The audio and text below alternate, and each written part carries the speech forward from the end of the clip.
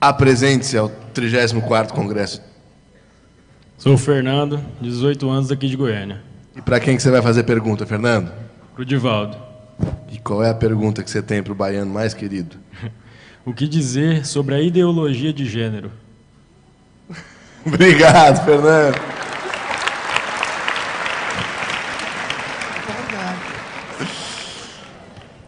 Pinga fogo, Di.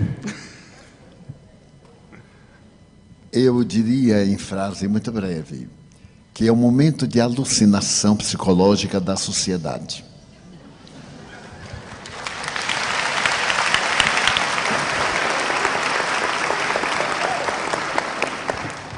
Em uma entrevista que recomendamos, Iraci Campos, do Centro Espírita Joana de Ângeles, da Barra da Tijuca, entrevistou o nosso Haroldo a esse respeito.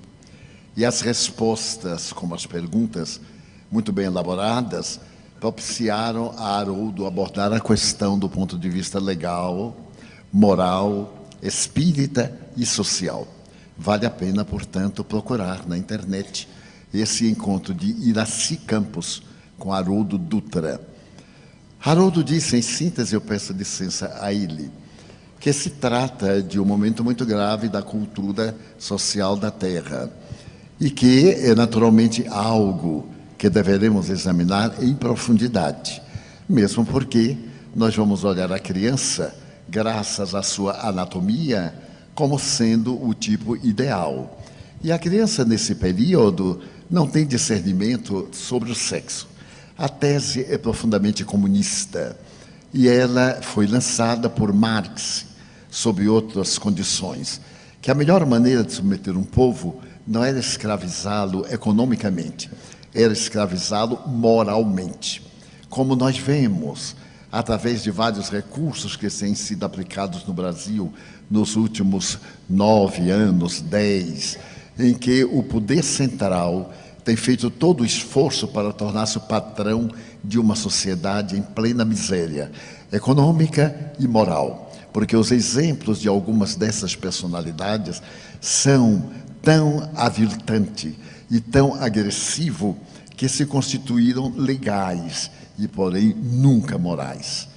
Todas essas manifestações que estamos vendo, graças à República de Curitiba, cujo presidente é o Dr. Moro, e deve ser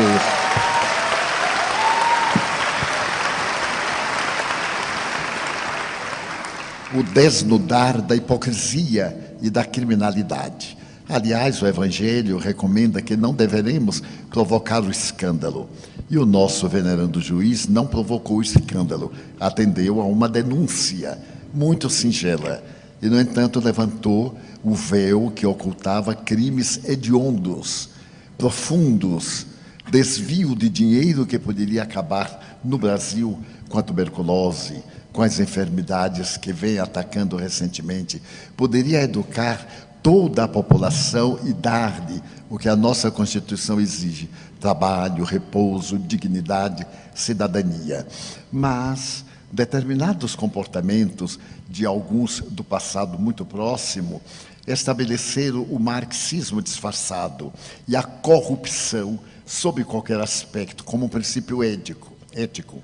A teoria de gênero é para criar na criança, no futuro cidadão, a ausência de qualquer princípio moral. Uma criança não sabe discernir, somente tem curiosidade. No mesmo banheiro, um menino e uma menina irão olhar-se biologicamente, sorrir e perguntar o de que se tratava aquele aparelho genésico, que é desconhecido. Então, nós devemos repudiar de imediato e apelar para aqueles em quem nós votamos, somos responsáveis, e gritar para eles que somos contra, totalmente contra, essa imoralidade ímpar.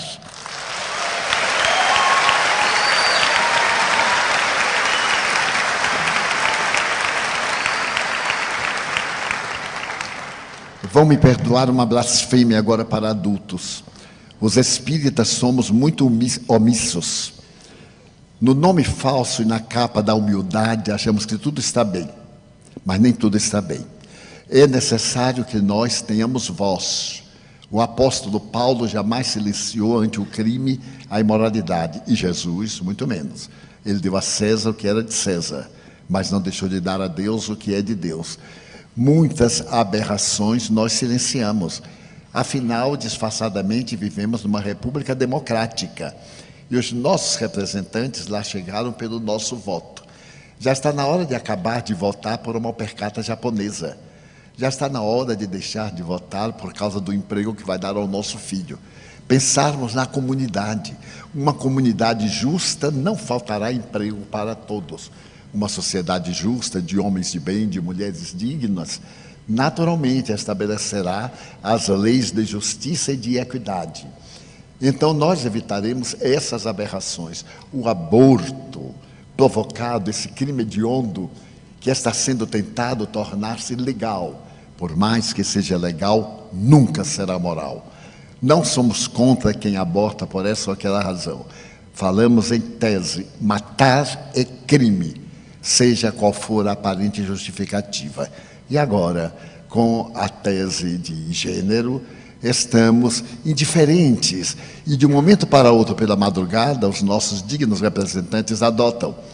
Falávamos ontem a respeito de cartilhas do Ministério da Educação depravadas para corromper as crianças e que as escolas estão devolvendo ao Ministério. Que Ministério de Educação é esse? Que estabelece fatos?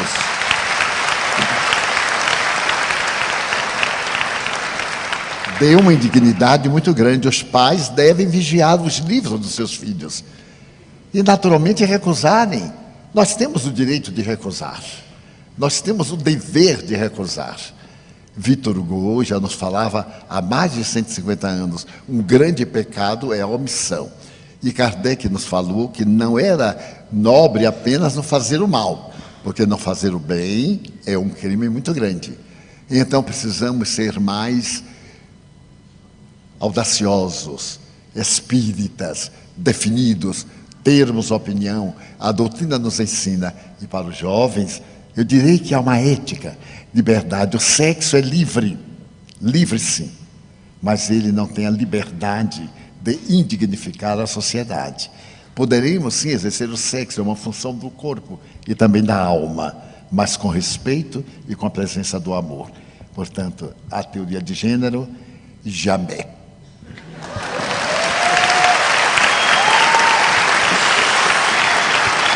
Muito bem.